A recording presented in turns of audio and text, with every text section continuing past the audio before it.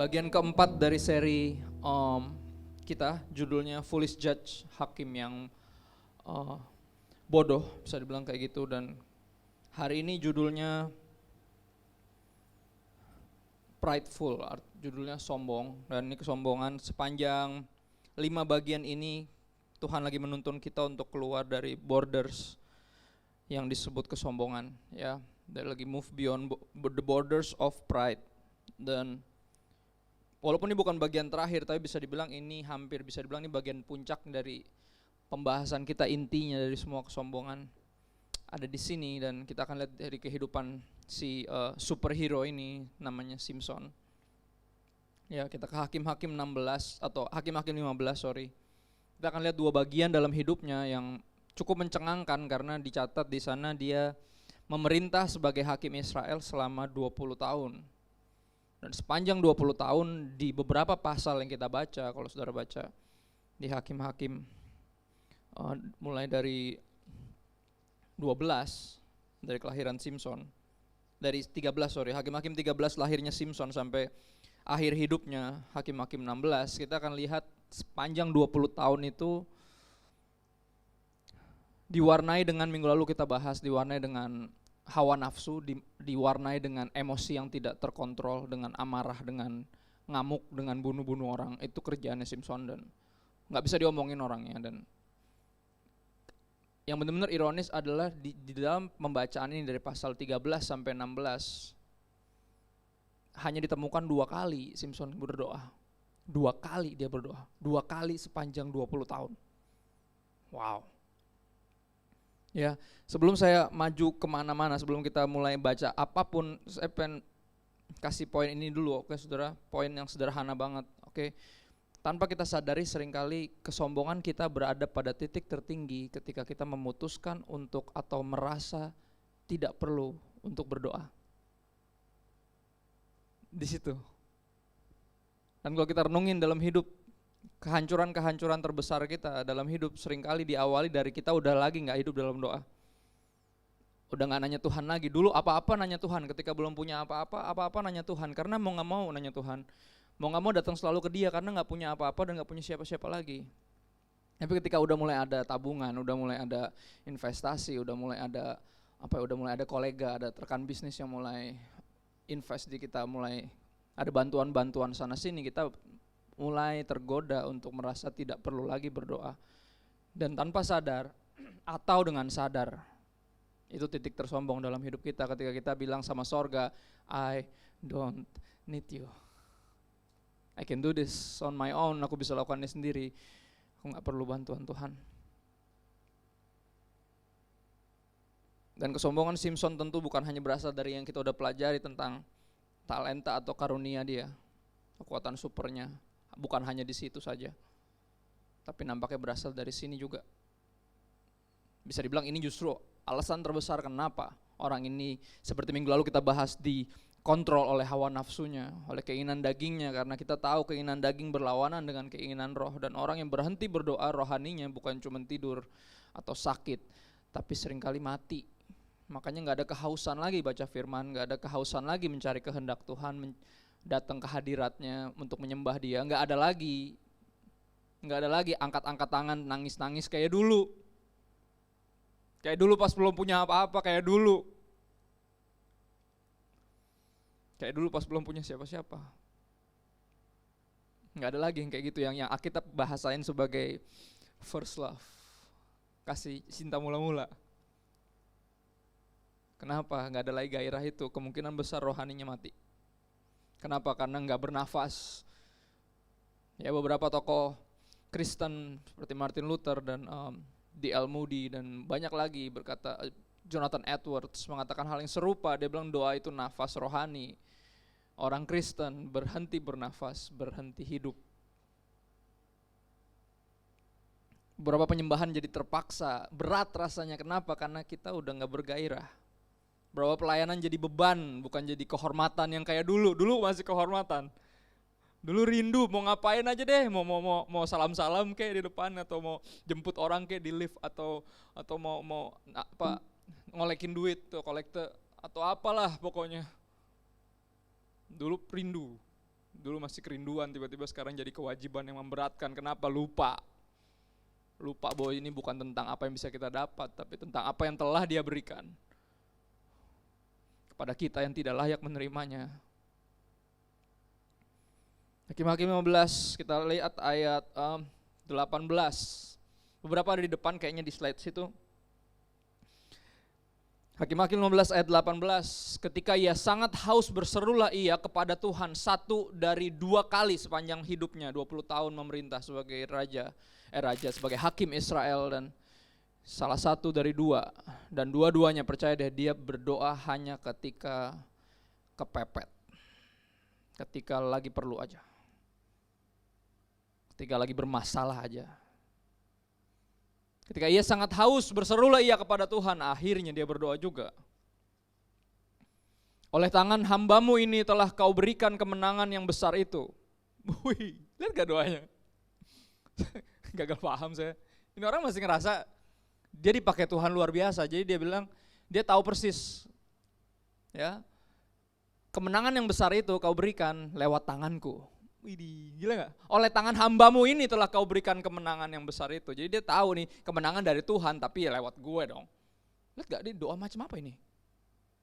Doa selalu dimulai dengan upaya kita untuk merendahkan hati kita. Makanya ada doa Bapa kami. Poinnya pertama dan sampai terakhir kalau bisa dibilang intinya tentang Tuhan. Poin pertama sampai ke tengah-tengah semuanya tentang Dia. Pengagungan namanya. Datanglah kerajaanmu. Bapa kami yang di surga dimuliakan namamu. Datanglah kerajaanmu, jadilah kehendakmu, semua tentang Dia. Tiba-tiba ini bilang, oleh tangan hambamu ini. Wow, sombong sekali doanya. Walaupun secara teologi benar sih. Emang Tuhan yang memberi kemenangan, tapi emang Dia pakai kita. Tapi sekali lagi, kalau nggak ada kita, Dia tetap bisa melakukan sesuatu. Kalau nggak pakai kita, Dia bisa pakai orang lain. Ya. Kalau nggak pakai manusia, Dia bisa pakai keledai. Kalau manusia tutup mulut, batu-batu akan bersorak-sorai. Itu yang Yesus bilang. Guru, tolong suruh murid-muridmu diam ketika mereka menyanjung-nyanjung Yesus. Yesus bilang kalau mereka diam, batu-batu ini akan bersorak-sorai. Kadang manusia sering berasa, itu dia problem di situ. Orang paling sombong tuh selalu yang paling ngerasa gue, kalau bukan gue, ya kan siapa lagi? Kalau bukan kita. Siapa lagi? Iklan-iklan gitu loh saudara. Dan seringkali kata-kata itu yang dimaksud untuk menggugah orang yang gak rindu untuk hidup bagi kerajaan sorga, malah jadi bumerang, malah jadi kipasin kesombongan, malah makin gila sombongnya. Oleh tangan hambamu ini telah kau berikan kemenangan yang besar itu. Masa kan sekarang aku akan mati kehausan dan jatuh ke dalam tangan orang-orang yang tidak bersunat itu? Dia kayak pamrih gitu loh. Tuhan, ini kan kemenangan engkau berikan lewat tanganku nih. Masa engkau biarkan, masa iya aku mati konyol kehausan di sini? Kayak gitu. Kayak saudara mesti ngerti, penyertaan Tuhan, perlindungan Tuhan, provision, penyediaan Tuhan, semuanya itu enggak ada satupun yang berhak kita terima. Enggak ada, kita enggak punya hak sama sekali untuk terima itu. Kita enggak punya satupun yang bisa kita tagihan apapun yang kita bisa bawa ke sorga. Dan ini kan aku kan udah lewat kemenangan udah engkau berikan lewat tanganku nih, aku udah jerih lelah nih melawan semuanya. Masa sih sakit, masa sih bangkrut, masa sih ditipu, masa sih dibuang gini aja, masa sih kehausan kalau di sini dibilang. Lihat gak bentuk doanya? Tergoda saya untuk ketawa saudara ketika baca ini, tapi ketika saya renungi hidup saya, ini saya. Ini saya, ketika ada hal yang buruk terjadi, saya langsung bilang ke sorga kayak, serius loh. Gue udah melakukan banyak hal, dan lu biarin gue kayak gini. Salah satu doa tersalah yang pernah saya ungkapkan, dari saya umur masih kecil, 96, berarti saya baru 6 SD. Ketika oma saya yang penginjil dipanggil Tuhan gara-gara nyamuk, malaria, saya pernah ceritain ini. Saya banggain pelayanan Oma di hadapan Tuhan. Dia udah gini Tuhan, dia udah gini, dia penginjil keliling sana sini. Hampir tiap hari dia keluarin roh jahat dari orang-orang yang kerasukan di rumah. Dia orang yang sangat dermawan, orang yang baik, orang yang ini. Aku terus bawa semua tagihan ke sorga dan bilang, masa sih gak bisa dilindungin dari nyamuk? Masa sih? Dan itu kayak jeritan hati yang paling jujur, tapi tanpa disadari ketika saya renungkan, wow sombong sekali saya. Salah banget doanya. Dan saya tahu semua kita di sini seperti itu. Sadar atau enggak sadar, dan kalau hari ini sadar Tuhan lagi ngomong sama kita. Seringkali our sense of awe, kita punya rasa terpesona atau rasa kagumnya tuh udah hampir enggak ada sama Tuhan. Segennya tuh udah enggak ada lagi sama sekali. Boro-boro hormat. Segen aja enggak ada, apalagi hormat.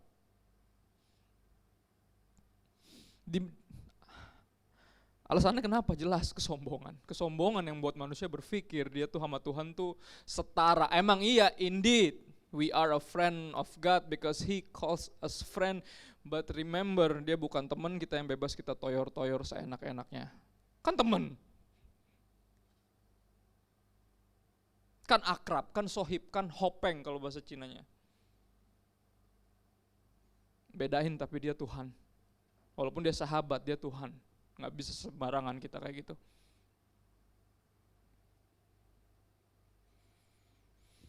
Dan ini yang menarik. Ya, dan dia kesombongannya cukup jelas. Ini mirip sama Yunus orang ini. Ketika dia berdoa, doanya benar-benar berantakan. Tapi Yunus ini nabi, dan ini hakim yang udah jelas fasik dari awal. Sama sekali gak rohani, tapi Yunus harusnya rohani. Tapi kenapa dia bisa seperti itu? Yunus kita pelajarin, ternyata dia seringkali cari muka sama raja. Dia termasuk nabi-nabi palsu. Orang-orang yang kayaknya berdoa tapi gak berdoa.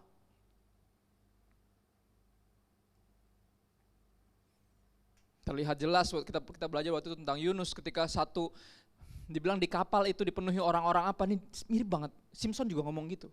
Masakan sekarang aku akan mati kehausan dan jatuh ke dalam tangan orang-orang yang tidak bersunat itu. Lihat gak? Dia ngerasa superior di atas musuh-musuhnya.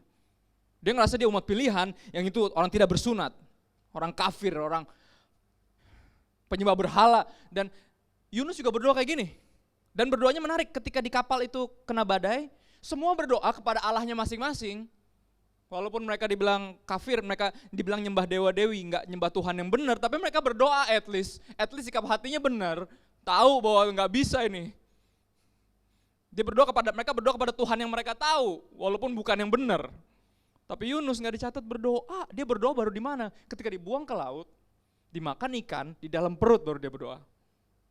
Mirip apa? Ketika ia sangat haus. Ketika Yunus udah gak bisa ngapa-ngapain, ketika Simpson sangat haus, baru dia berdoa.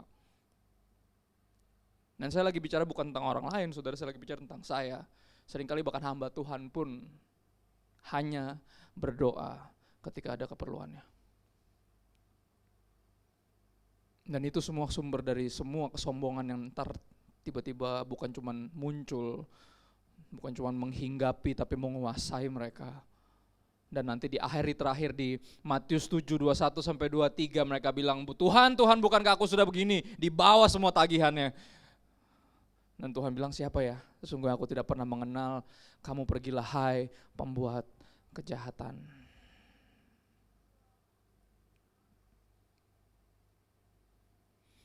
Yang menarik di ayat 19, kemudian Allah membelah liang batu yang di Lehi itu, keluarlah air dari situ.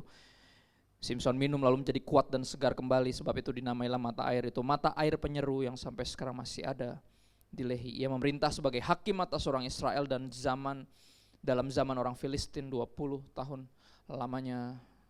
Ini satu dari 2 kali dia berdoa seumur hidupnya. Ketika ia sangat haus dia berdoa. Boleh maju sedikit slide-nya. Hakim-Hakim 16, akhir hidupnya kita lihat. Kita jemput di ayat 23, Hakim-Hakim 16 ayat 23, yang di depan tuh ayat 28 intinya. Dia berdoa ketika itu, saya akan baca sedikit konteksnya.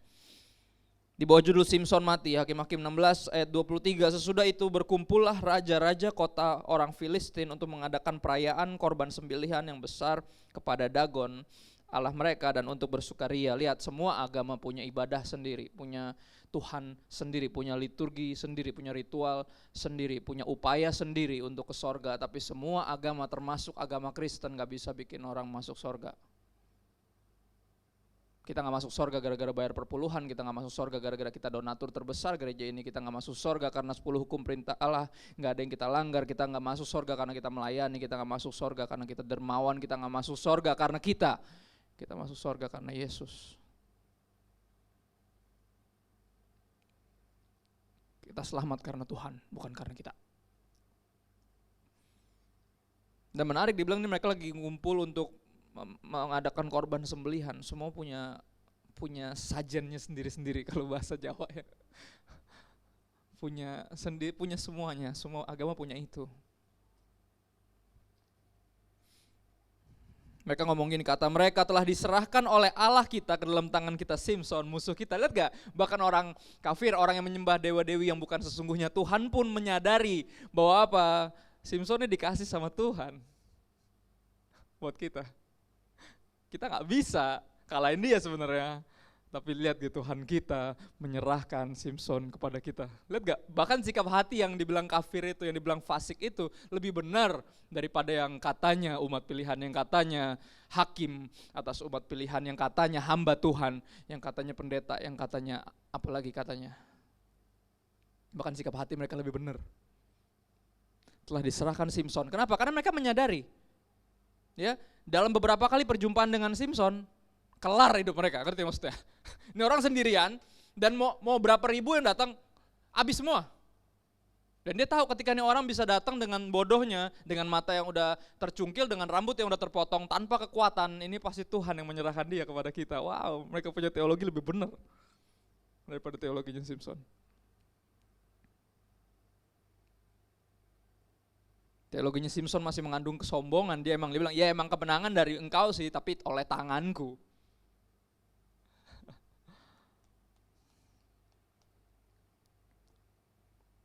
Dan ketika orang banyak melihat Simson, ayat 24, mereka memuji Allah mereka sambil berseru, lihat gak? Semua orang akan bisa berkata, puji Tuhan ya, sesuatu ya. Maksudnya bahasa Arabnya, alhamdulillah ya, praise the Lord ya. Semua bisa ngomong gitu. Sekali lagi, itu bukan lambang, bukan tanda, bukan bukti kerendahan hati, bukan. Semua orang bisa ngomong gitu ketika semuanya lagi baik-baik saja. Semua agama juga bisa ngomong gitu. Tapi akan kita bisa berkata Tuhan tetap baik ketika hidup kayak Ayub, 10 anak dalam waktu satu hari mati semua. Semua kekayaan dalam waktu satu hari ludes semua kecuali istrinya. Bisa gak kita tetap memilih untuk berlutut dan menyembah? Masih bisa berkata Tuhan baik gak di saat itu datang? Ketika gak bisa, bukan kita gak manusiawi. Ketika gak bisa, kita bukan gak manusiawi. Kita lagi terlalu manusiawi, bahkan lagi jadi terlalu duniawi. Sehingga berpikir kalau gak ada hal yang di dalam dunia ini yang bisa membuat kita merasa enak, kita gak bisa bersyukur. Dan itu saudara, suka gak suka, terima gak terima, itu kesombongan. Kesombongan dalam bentuk paling parah. Dan kita tidak menyadarinya karena terlalu parah. Kayak blind spot, titik buta. Blind spot yang bisa lihat orang lain, gak ada yang bisa lihat lagi.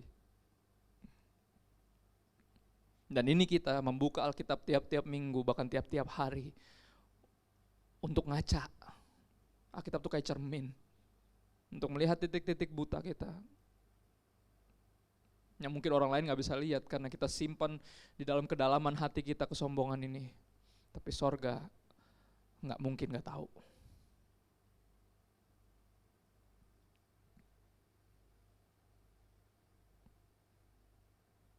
Sekali lagi saya nggak mau ngomongin gereja lain, tapi ujung-ujungnya abis ini ngomongin gereja lain. Sehingga orang selalu bangga-banggain, oh gede, rame, apa segala. Oh ya, khotbahnya relevan, apa katanya sehari-hari banget, enak, aplikatif. Oh ya, terus yang duniawi tetap duniawi tuh. Teman-teman saya banyak kok yang gereja di situ. Saya nanya, oh gereja di mana? Saya pikir dia nggak gereja, sama sekali nggak. Postingnya fotonya yo men yo mamen gitu di klub ya kan, kayak saya pikir nggak gereja nih pas nih. Bro, lu gereja mana memang sekarang? Dengan jawaban berharap nggak gereja biar bisa tawarin kemari kan. Ya kapan lagi temannya jadi pendeta coba? Orang saya aja nggak pernah nyangka jadi pendeta, dia aja pasti nggak nyangka saya jadi pendeta. Saya tanya dengan harapan apa? Nggak gereja bro, karena apa? Postingnya menunjukkan dia nggak gereja. Oh gue di sini bro, di sini sama di sini. Wih banyak banget men. Iya kalau di sini gue bareng cewek gue, kalau di sini gue bareng teman-teman dari zaman dulu gue udah di sini. Oh ya, wow, relevan banget ya hidup lo. Pengen ngomong gitu sih, cuman ntar disangka ngebully lagi. Sekali lagi, saya nggak percaya ada khotbah yang terlalu rohani, yang ada pendengar yang terlalu duniawi. Kenapa saya bisa ngomong gitu? Bukan penghakiman, karena saya juga dulu kayak gitu. Ratusan bahkan mungkin ribuan khotbah yang bagus-bagus saya dengar dari pendeta-pendeta besar yang beberapa udah pulang. Peter Condro kemarin pulang. Sebelumnya Peter Wagner pulang. Dan sebelumnya lagi hampir awal-awal tahun, bukan Peter sih, Petrus Agung pulang. Orang-orang yang dibilang menurut saya khotbahnya memberkati saya, tapi sekali lagi ketika itu saya masih sangat duniawi, sehingga semua mutiara yang keluar dari mulut itu, semua mutiara yang ditransfer dari sorga, udah kayak mutiara dilempar ke babi tuh nggak? Siapa babinya? Ya tebak, saya pasti babinya. Bukan karena saya masih agak lebih gemuk dulu saudara, tapi tetap aja karena saya masih terlalu duniawi, kayak lempar sesuatu yang bagus, tapi saya nggak ngerti. Diinjak-injak dalam lumpur dosa, nggak ngerti. Dicatat tapi nggak ada yang saya ingat. Ketika lihat catatan-catatan itu saya cuma bisa nangis kayak men, gue agamawi banget, gue nyatet. Dan semuanya gue taruh di catatan, nggak ada yang gue taruh di hati gue. Sampai nggak inget pernah nulis itu, malu. Makanya saya ngerti kata-kata Yesaya, dia bilang segala kesalehan saya seperti kain kotor di hadapan Tuhan. Dan semua itu pencapaian-pencapaian yang kayak dari umur berapa sudah mulai melayani, dari ini saya udah gini, udah semuanya sekali lagi kain kotor, semuanya tagihan yang nggak bisa ditagih ke sorga.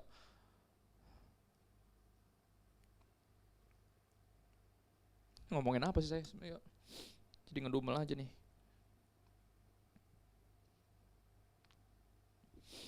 Ayat 24 dari Hakim-Hakim 16, dan ketika orang banyak melihat Simson, mereka memuji Allah mereka sambil berseru, telah diserahkan oleh Allah kita ke dalam tangan kita. Musuh kita perusak tanah kita dan yang membunuh banyak teman kita. 25, ketika hati mereka riang gembira, berkatalah mereka, panggillah Simson untuk melawak bagi kita. Lihat gak?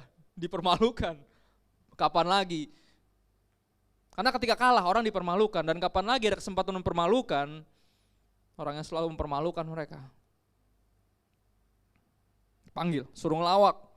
Simson dipanggil dari penjara, lalu ia melawak di depan mereka. Kemudian mereka menyuruh dia berdiri di antara tiang-tiang.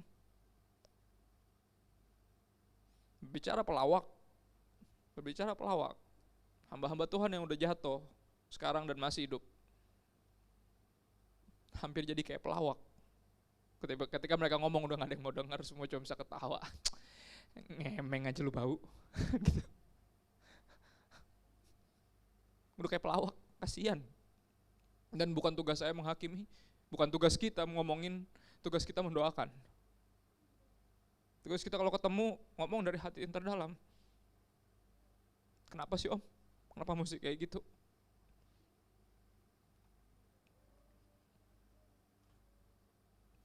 Kayak jadi pelawak saudara. Orang dengan karunia-karunia tinggi, kemampuan oratori yang sangat-sangat wow, tapi jadi lawakan buat dunia ini.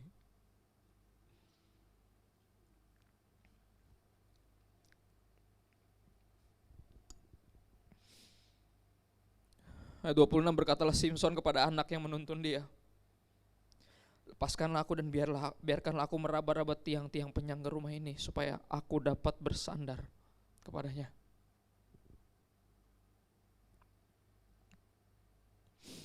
Adapun gedung itu penuh dengan laki-laki dan perempuan.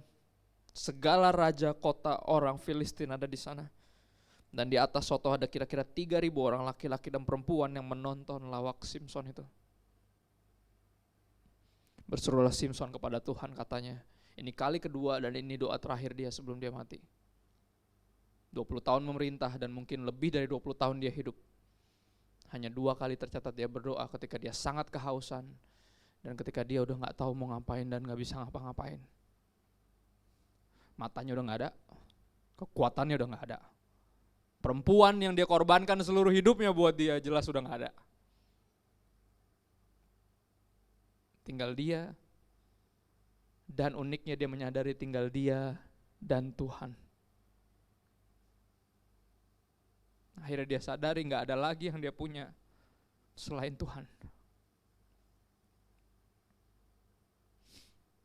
Most of the times, seringkali dalam hidup, we realize that Christ is all we need when Christ is all we have.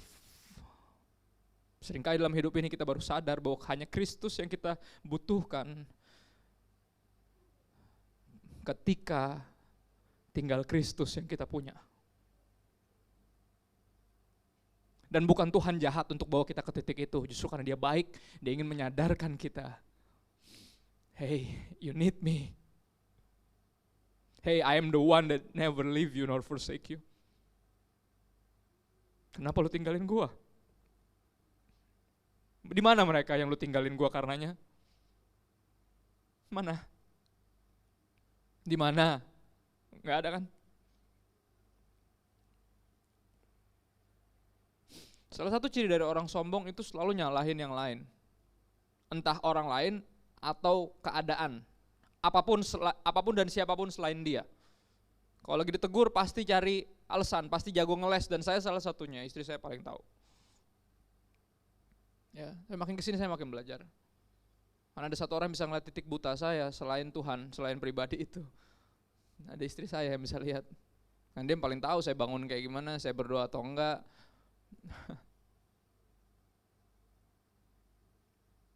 Bersyukur buat orang-orang yang kayak gitu, yang bisa lihat titik buta kita. Mereka hadiah dari Tuhan. Saya minggu lalu ngomong ini, minggu ini ngomongin lagi, karena saya tahu, saya sadar orang-orang yang betah sama saya itu hadiah dari sorga. Alat untuk mempertajam. Besi menajamkan besi, manusia menajamkan sesamanya. Mereka yang bisa lihat, dan kalau mereka aja gak kita dengar. Bodoh sekali. Akan ada satu waktu dalam hidup di mana kita udah gak punya apa-apa dan siapa-siapa yang bisa kita salahin. Dan akhirnya kita menyadari bahwa the one that is foolish, too full to understand, too full to listen is us. Dan kita menyadari bahwa ternyata yang salah selama ini adalah saya. Kapan ketika udah gak ada lagi yang bisa disalahin? Tapi harus nunggu saat itu dulu kah? Harus nunggu saat itu dulu kah? Enggak kan? Dengerin nasihat orang, dengerin teguran mereka ketika mereka masih ada. Jangan disalahin, belajar. Salah satu ciri orang rendah hati adalah pembelajar. Dan percayalah sekali lagi, kita gak pernah bisa rendah hati. Kita akan diajar untuk jadi rendah hati, entah sama keadaan atau pastinya dibalik semuanya yang bekerja adalah Tuhan. Dalam segala sesuatu untuk mendatangkan kebaikan bagi kita yang mengasihi Dia. Dan orang-orang ini hadiah. Mereka yang di sekeliling kita itu hadiah. Anak sebagai cermin, istri sebagai, saya bilangnya, Roh Kudus dalam bentuk manusia.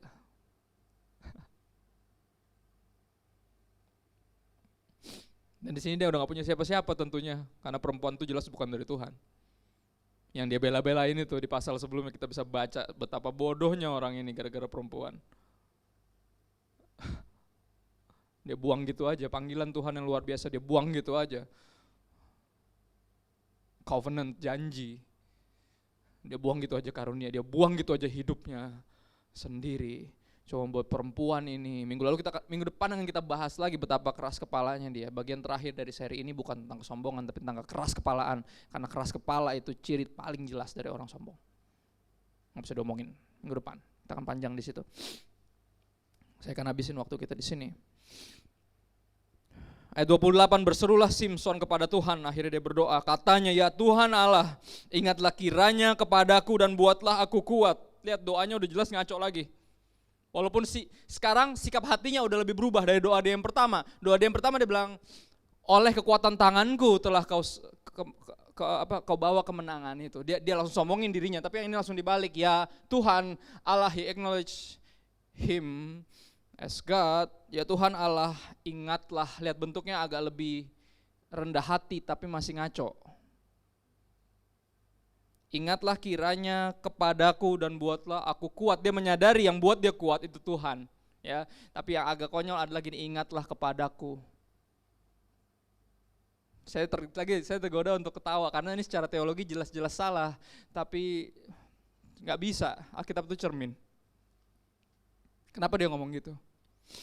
Kenapa? Karena ketika kita dalam masalah, ketika kita lagi terpuruk, ketika kita lagi dizolimi, ketika kita lagi mengalami semua hal yang gak enak dalam hidup kita tergoda, daging ini tergoda untuk berpikir bahwa God has left the building.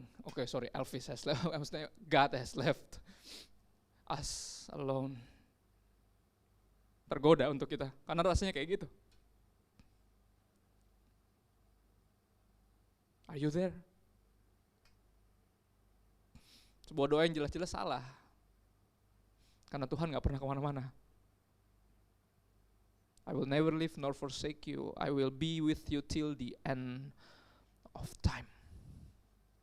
Tuhan gak pernah kemana-mana. Rasanya kayak gitu kan. Seperti salah satu lirik dari satu band yang udah bubar karena vokalisnya dari Kristen berakhir jadi ateis dan berakhir mau bunuh istrinya dan ada di penjara sekarang. I know you are the one we left behind, but somehow we are the one who feel alone. Tim Lambesis as Ale Daeng. Saya masih berdoa buat dia jadi lelucon, diledekin di sana sini dengan bakat tinggi, dengan passion besar dulu. Tapi apa cukup sombong untuk akhir berpikir bahwa Tuhan gak ada. Semua dimulai dari situ. Semua kejatuhan terbesar. Ada satu orang yang saya kagumi juga pertobatannya, dan sangat cepat dia dipakai Tuhan. Dan sekarang lagi dalam perselingkuhan yang cukup jelas dan jadi lelucon di media massa. Dan istrinya terus berdoa. Terus berdoa. Precious, orang-orang kayak gitu tuh precious. Orang-orang yang terus berdoa, yang terus ada di situ. But how foolish they, yang menyia-nyiakan mereka. Lihat gak? Bodoh sekali. Dan dibuang gitu aja panggilan Tuhan dalam hidupnya. Dibuang gitu aja. Semua karunia itu. Kemampuan oratori yang luar biasa, semangat yang luar biasa. Bahkan kemampuan untuk menyembuhkan yang luar biasa, beberapa punya karunia itu. Dibuang gitu aja cuma gara-gara cewek. Come on. Ini Simpson berakhir di sini. Kisah ini masih berulang terus sampai sekarang. Selama hamba-hamba Tuhan gak menyadari betapa pentingnya hidup di dalam doa. Bukan doa-doa yang agamawi ya, yang sungguh-sungguh. Doa itu acknowledgement that God is here. Doa itu penghormatan akan hadirat Tuhan bahwa dia ada di situ. Kapan kita bisa lihat dia? Ketika kita tutup mata, benar? Ketika semuanya udah gak bisa gangguin kita lagi nih, yang bisa kita lihat nih, semua keindahan, kenikmatan ini. Kita tutup mata dan kita bisa konsentrasi. Kita ingat dia ada di sini. Jauhi hidup dalam doa dan mulailah hidup dalam kesombongan and kill yourself in the process. Kill yourself spiritually in the process. Ya Tuhan Allah, ingatlah kiranya kepadaku dan buatlah aku kuat sekali ini saja ya Allah. Supaya dengan satu pembalasan juga kubalaskan kedua mataku itu kepada orang Filistin. Wow. Dua-duanya, dua doa, 20 tahun, dua-duanya cuman ketika lagi kepepet dan dua-duanya dipenuhi kesombongan, dua-duanya dipenuhi kesalahan, pandangan tentang Tuhan dan dua-duanya dipenuhi dengan jujur, ini doa dipenuhi dengan hawa nafsu, dua-duanya. Yang satu nafsu mau tagih Tuhan, masa gue mati konyol, kehausan, diserahkan ke tangan orang tidak bersunat, doa apa itu? Dan ini sama. Berikan aku kekuatan sekali ini saja untuk membalaskan kedua mataku. Wow. In the end of the day, even life's process, nggak semua orang diubah dengan proses kehidupan, nggak semua orang proses kehidupan mempan, dan percaya kalau proses kehidupan nggak mempan, neraka juga nggak bakal mempan untuk merubah manusia. Kristen agama yang nggak percaya bahwa neraka itu tempat untuk refleksi, untuk diubahkan, kayak nggak ada di situ tempat orang-orang yang nggak bakal ngerasa butuh refleksi, mereka nggak bisa diomongin dari sekarang dan sampai selamanya. Contoh di kisah ada seorang kaya dan ada namanya Lazarus. Ya. Lazarus kan benar namanya, yang orang miskin itu. 2 orang. Lazarus apa Zakheus? Lazarus kan namanya kan. Orang kaya dan orang miskin ada namanya, orang kayanya nggak ada namanya. Akhirnya apa? Yang satunya kaya banget, lihat orang miskin depannya dicuekin, akhirnya orang miskinnya mati, ya kan?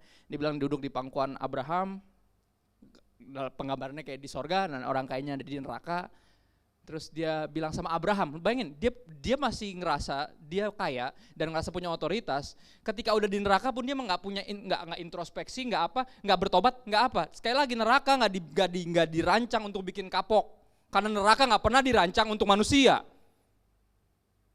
Yang bisa kapok cuma manusia, malaikat nggak bisa kapok. Setan nggak kapok.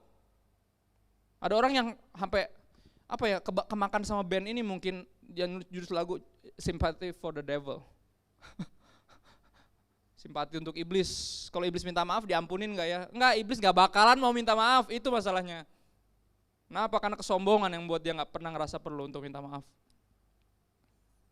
Iblis gak pernah berpikir kebalik kayak aduh tahu gitu gue gak tengil. Enggak, iblis gak pernah mikir gitu, yang mikir gitu manusia. Tapi kalau hidup ini gak cukup, neraka juga gak bakal bisa. Kenapa? Orang ini dibilang dia nyuruh-nyuruh Abraham, gila gak?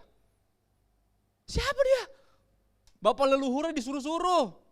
Bapak Abraham coba tolong suruh si itu tuh celupin tangannya, oke, ke dalam air, terus kasih saya tetes air aja buat menyuguhkan lidah saya. Ya orang kayak what the, lu gak nyadar apa? Men lu udah di neraka nyong, masih nyuruh-nyuruh juga. Lihat gak? Artinya apa? Nggak. Kalau hidup ini dan orang-orang di sekeliling kita gak bisa membuat kita berintrospeksi, kesombongan kita menghalangi kita untuk melakukan hal itu, kesombongan itu gak bisa diubah bahkan sampai di neraka. Makanya neraka dibilang dipenuhi kertak gigi. Kenapa kertak gigi? Kertak gigi itu bukan lambang kesakitan. Enggak. Kertak gigi itu lambang perlawanan. Orang kesel. Kenapa? Dia selamanya orang yang di neraka, selamanya iblis yang di neraka, jelas iblis selamanya akan jadi musuhnya Tuhan, dia gak pernah mau bertobat. Dan karena neraka didesain untuk iblis, dan para pengikutnya dan semua ikut iblis berubah jadi kayak dia, jadi juga orang-orang yang gak pernah introspektif, dan orang-orang yang selalu ngelawan sorga sekarang dan selamanya. Jadi kalau masih bisa dikatakan hari ini, jangan keraskan hatimu. Sadari kebodohanmu.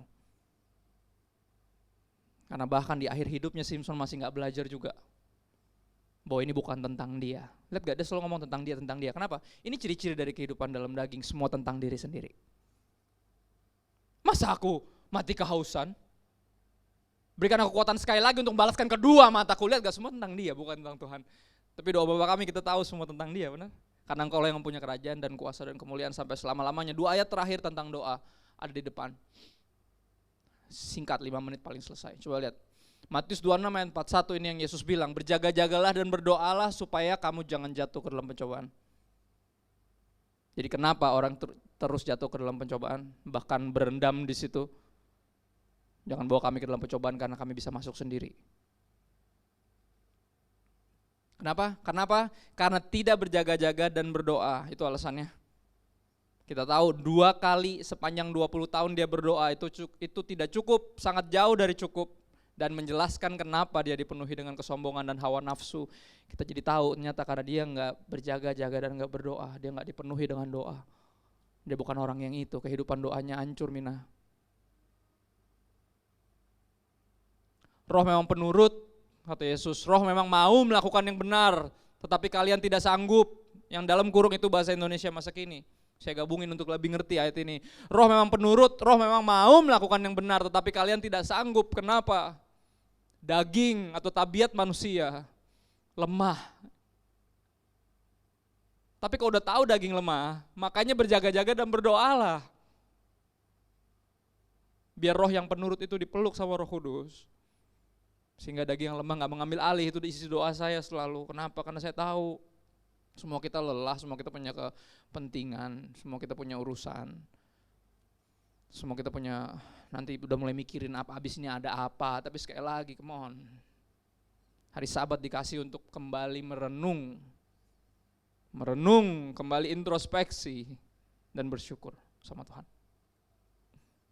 Maka kesingkirkan semuanya ketika lagi hari Sabat.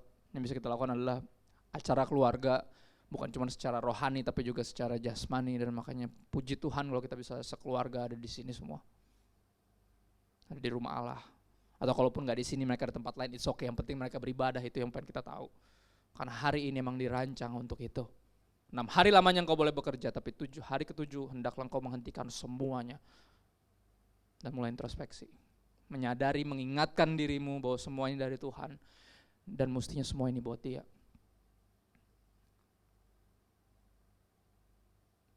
Jadi berapa kita yang masih dalam pencobaan, masih lemah, nah kita tahu kita kurang berdoa. Kalaupun berdoa kita basa-basi, kita kurang sungguh berdoa. Berjaga-jaga bicara setiap saat, saudara. Setiap saat. Orang yang berjaga-jaga tuh gak pernah berjaga, terus tak ketiduran, terus tak bengong. Gak pernah. Berjaga-jaga itu berjaga-jaga. Siap sedia. Ayat terakhir. Ada amin. Amin loh, udah mau beres. Penyiksaannya udah mau kelar nih akhirnya. Ini kalau baca Alkitab rasanya gitu, benar gak? Kalau sungguh-sungguh baca Alkitab, benar. Gini, kita gak butuh motivasi. Kita butuh mengganti motivasi kita. Saya nggak against kata-kata positif, enggak, sama sekali enggak. Tapi jujur yang salah dalam diri kita adalah motivasi kita, itu yang salah. Bukan kurang motivasinya salah, makanya mesti diganti. Yang cinta uang jangan didorong terus makin cinta uang, salah, harus dikasih tahu itu salah. Peringatkanlah kepada orang-orang kayak di dunia ini, jangan menaruh kepercayaan pada hal-hal yang tidak tentu seperti kekayaan. Itu pesan dari Paulus kepada anak rohaninya Timotius. Ketika Paulus sudah mau mati, mau dihukum mati, dia bilang, Tim, ingetin ya, yang paling ribet nih ngasih tau orang-orang kaya nih Tim, memang, tapi kasih tau mereka, jangan mengandalkan yang lain selain Tuhan.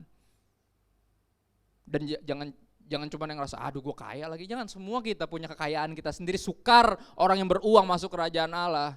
Bicara apa? Ada hal-hal yang kita andalkan. Apapun dan siapapun selain Tuhan itu kekayaan kita. Dan orang-orang yang masih punya, ngerasa cukup bisa masuk sorga dengan semuanya, kekuatan dia sendiri, itu gak bisa masuk sorga. Yang bisa masuk sorga cuma yang miskin. Yang punya kerajaan sorga cuma yang miskin, yang tahu bahwa yang mereka punya cuma Tuhan. Langit bumi akan lalu lenyap, tapi cuma Dia yang tinggal tetap. God is the strength of my heart and my portion forever. Yakobus 4 ayat 3 bilang gini, atau kamu berdoa juga tetapi kamu tidak menerima apa-apa. Kenapa alasannya? Karena kamu salah berdoa. Jadi doa yang benar mesti gimana, Kak? Pertanyaannya selalu gitu, gimana yang benar? Selalu pola, selalu cara, bukan yang itu yang salah. Lihat yang salah apa? Sebab yang kamu minta itu hendak kamu habiskan untuk memuaskan hawa nafsumu. Motivasimu ngaco, kamu gak butuh lebih banyak motivasi. Mesti kasih tahu, itu yang ngaco. Bukan caranya, bukan kata-katanya salah. Tapi yang kamu minta itu hendak kamu habiskan untuk memuaskan hawa nafsumu. You are still the center of your life. And that's, my friend, is your problem. Because that was my problem. Orang yang terlalu sibuk dengan ambisinya gak akan punya waktu untuk kehendak Tuhan. Kita berdoa tuh untuk nyetem hati, untuk balik lagi rearrange, mengingat Dia Tuhan dan kita bukan. Kita berdoa bukan untuk mengingatkan Tuhan, saya pernah ngomong gitu, tapi untuk mengingatkan diri bahwa kita bukan Tuhan. Dan orang yang menyadari bahwa dia bukan Tuhan, mereka lah yang bisa stop untuk sombong. Orang yang mampu berhenti. Orang baru bisa berhenti meninggikan diri ketika dia mulai meninggikan Tuhan secara sungguh-sungguh. Dan doa itu selalu pengingat bahwa kita bukan Tuhan. Dan ini bukan tentang kita. Bukan tentang kita mati kehausan. Bukan tentang kita membalaskan kedua mata. Penggambaran buat Simpson. Bukan tentang kesembuhan kita doang. Financial breakthrough.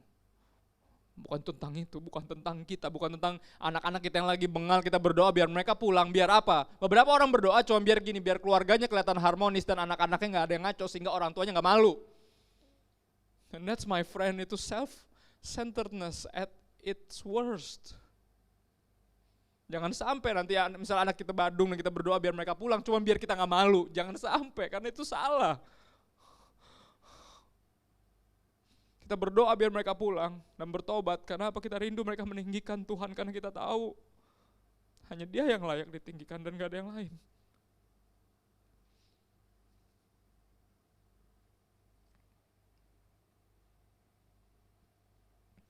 Dan itu yang doa lakukan, saudara. Ketika kita berdoa, itu yang terjadi di alam roh kita, bagi jiwa kita, dan berimbas tentunya kepada kehidupan kita. Dan nanti kita akan disebut sebagai orang-orang yang masih di dunia, tapi hidup dituntun atau digerakkan oleh Roh Kudus, bahasa Inggris spirit filled sama spirit led, dipenuhi dan dituntun sama Roh Kudus. Dan bagi yang duniawi kita akan terlalu terlihat rohani. Jujur Indonesia gak butuh lebih banyak orang yang agamawi karena udah terlalu banyak. Indonesia butuh lebih banyak yang rohani. Yang menyadari agama apapun gak ada yang bisa menyelamatkan, cuman Tuhan yang bisa menyelamatkan. Sehingga gak ributin ini kan gak boleh, itu kan gak boleh, entar kalau gini gimana, entar kalau gak ada yang kayak gitu-gitu lagi. Semua langsung tahu kebajikan dan keadilan dan kebenaran. Itu yang terpenting, tertinggi, karena itu sifatnya Tuhan. Ini tentang kerajaannya turun ke bumi. Berdoa lebih banyak lagi. Orang-orang yang menyadari bahwa dia bukan Tuhan sehingga kesombongannya gak ada lagi. Dan saya berdoa biar dari sini nanti ada orang-orang yang benar-benar menyadari bahwa ini hidup bukan tentang kita, dan mengingatkan orang-orang lain, ayo jangan hidup buat kita. Dan saudara pernah ngebayangin gak? Saya gak pengen kita semua jadi John Lennon untuk imagine, tapi coba pernah ngebayangin gak kalau semua orang gak ada yang egois? Apakah dunia ini tidak akan berasa seperti sorga? Karena di sorga gak ada lagi yang self-centered. Di sorga semuanya Christ-centered. Dan kalau semuanya udah Christ-centered dari di bumi, kita akan merasakan sedikit sorga sebelum nyampe ke sorga. Dan saya berharap yang namanya keluarga rohani, gereja itu sebenarnya prototipe di mana orang mengesampingkan semua keegoisannya. Dicatat begini mengenai gereja mula-mula, izinkan saya sekitar 1 menit atau 2 menit ngomong ini. Gereja mula-mula dicatat kegiatannya kayak gini dong. Mereka kegiatan ibadah seminggu sekalinya, ibadah gedenya itu seminggu sekali di bait Allah, tapi tiap hari mereka ibadah di rumah orang-orang, pindah-pindah. Enggak di rumah ibu ini doang, ibu itu doang yang rumahnya gede-gede, enggak, semuanya disamperin satu-satu, biar tahu kebutuhannya apa. Ya, dan ini yang menarik, setiap kali pertemuan ada aja orang yang taruh di bawah kaki imam. Yang terbaik yang mereka bisa mereka taruh, dia bilang apa nih? Buat yang membutuhkan, ditaruh. Ada aja yang jual mobil, itu penggambaran sekarang, mereka menjual onta mungkin zaman dulu, jual kambing, jual tanah, yang gitu-gitu. Ada aja, pokoknya tiap minggu ada yang taruh di bawah kaki dan bilang, Pak ini buat siapapun yang membutuhkannya. Dan dibilang zaman itu gak ada yang miskin. Kenapa? Karena yang gak ada yang terlalu kaya, gak ada yang bingung kayak, gila gue kaya banget ya, hari ini kemana ya? Semua udah punya, ngapain lagi ya? Gak ada yang kayak gitu, saudara. Gak ada yang kayak gitu. Kenyataan bahwa mal-mal gede buka berjamur, menjamur di kota kita, dan orang miskin masih terlalu banyak, menjelaskan satu hal bahwa masih terlalu banyak yang self-centered. Dan selamanya akan makin jadi kayak neraka ketika semuanya egois. Karena neraka dipenuhi itu orang-orang yang egois, orang-orang yang saling membunuh karena keinginannya sendiri. Ayat ini atasnya kalau saudara baca tentang pembunuhan. Kamu membenci dan kamu membunuh karena kamu gak dapat apa yang kamu mau. Kenapa? Karena kamu gak berdoa. Tapi kalaupun berdoa, gak menerima apa-apa. Kenapa? Karena doanya salah. Semuanya mau dihabisin buat hawa nafsunya sendiri. Baca ayat sebelumnya kalau gak percaya. Dan kita tahu kenapa dunia ini makin rusak, karena semuanya gak Christ centered. Dan gereja, ibadah, komsel, pendalaman Alkitab, persekutuan doa adalah upaya untuk balikin hati ini kepada yang punya.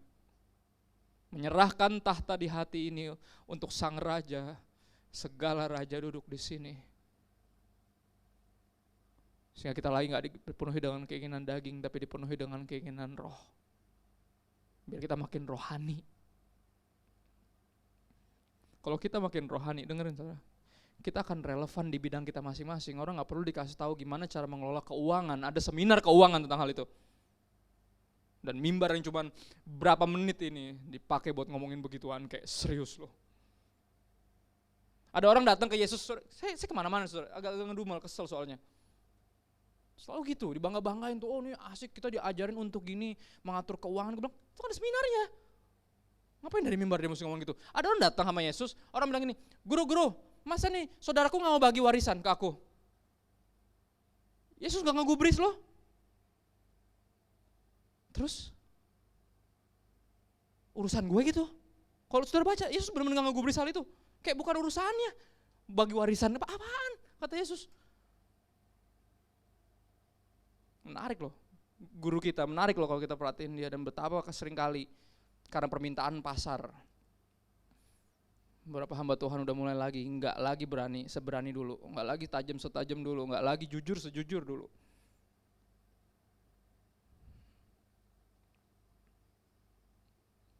Dan akhirnya berakhir enggak lagi powerful dulu. Bukan artinya powerful harus selalu kasar, harus selalu tajam, enggak selalu, tapi harus selalu jujur. Harus selalu introspektif, harus selalu ngomongin ini pergumulan saya, saudara. Bukan cuma pergumulan Anda, dan kita ada di sini sebagai keluarga. Kita di sini untuk berjuang bersama. Hendaklah kamu dalam hidupmu bersama menaruh pikiran dan perasaan yang terdapat dalam Kristus Yesus.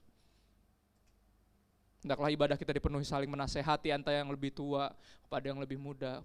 Kita juga dulu pelayanan, sama kayak kamu tuh lagi muda-mudanya. Kita dulu gini, tapi saya salah. Dimulai dari situ. Jangan kayak saya sempet kayak gini soalnya. Nasihat itu yang dibutuhkan. Kalau nggak gereja jadi kayak gini aja nih. Kayak orang nonton konser terus pulang. Orang nonton konser nggak ada di konser kayak, lu demen band ini juga, iya, gue ikut. Nggak kayak gitu amat, nonton aja, pulang. Kebaktian terus gitu. Ibadah minggu gitu. Ya enggak harusnya. Harusnya ada yang lebih senior ngingetin kepada yang junior. Saya masuk kategori junior, ingetin. Kamu lagi semangat-semangatnya nih, tapi ntar ada beberapa lubang yang mesti kamu hindari nih. Emangnya om pernah masuk lubang itu? Kasih tahu gak ya? Gitu. Tapi itu dibutuhkan saudara, benar, generasi itu berubah ketika apa? Keterbukaan awal dari pemulihan, selalu dimulai dari situ. Dan orang yang tidak sombong, yang hidup dalam dosa akan penuh dengan roh tadi, teachable spirit, roh yang mau dengerin, oke, mempertimbangkan, narik nasihat, masukan, dan yang kayak gitu. Dan kita semua berapapun umur kita percayalah kita sangat membutuhkan nasihat Tuhan, sangat membutuhkan arahan Tuhan. Untuk itulah kita buka Alkitab kita tiap-tiap minggu sedalam ini, saudara. Nggak enak memang, tapi itu yang kita butuhkan. Obat yang paling manjur adalah obat yang nggak enak, dan saya selalu percaya hal itu. Karena saya orang pertama yang minum obat itu, saudara, di rumah. Jadi saya bagi kepahitannya sama saudara. Pahit banget ya. Ini saudara, pahitnya di sini. Mari kita berdoakan gitu.